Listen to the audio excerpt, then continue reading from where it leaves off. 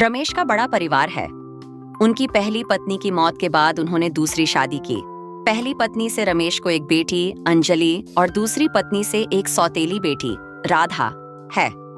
रमेश अपनी सगी बेटी अंजलि से बहुत प्रेम करते हैं, लेकिन सौतेली बेटी राधा को हमेशा नजरअंदाज करते हैं। अंजलि की शादी एक अमीर परिवार में तय होती है। घर में सभी तैयारियों में व्यस्त हैं। रमेश अपनी बेटी को विदाई के लिए मर्सिडीज गिफ्ट करने की योजना बनाते हैं।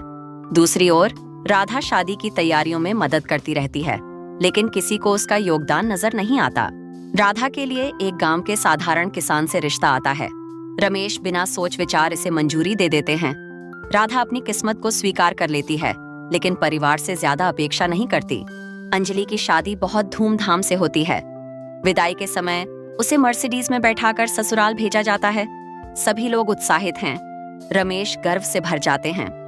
कुछ दिनों बाद राधा की शादी होती है। उसकी विदाई बैलगाड़ी में होती है। आसपास कोई शोर नहीं है। रमेश केवल रस्म निभाने के लिए आए हैं, लेकिन राधा के ससुराल वाले उससे बहुत प्रेम करते हैं। समय बीतता है। अंजलि का रिश्ता ससुराल में बिगड़ जाता है। दूसरी ओर राधा का पति उसे रानी की तरह रखता है। रमेश को अपनी गलती का एहसास होता है। वह राधा से माफी मांगते हैं, लेकिन राधा माफ करके भी एक दूरी बनाए रखती है। कहानी इस संदेश के साथ खत्म होती है कि रिश्ते खून के नहीं, बल्कि प्रेम और सम्मान के होते हैं।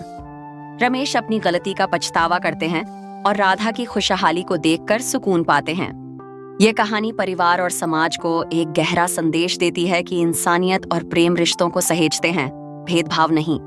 अगर आपको यह कहानी अच्छी लगी हो तो आप हमारे वीडियो को लाइक और चैनल को सब्सक्राइब करें, जिससे हम आपके लिए ऐसे ही मजेदार कहानी लाते रहेंगे।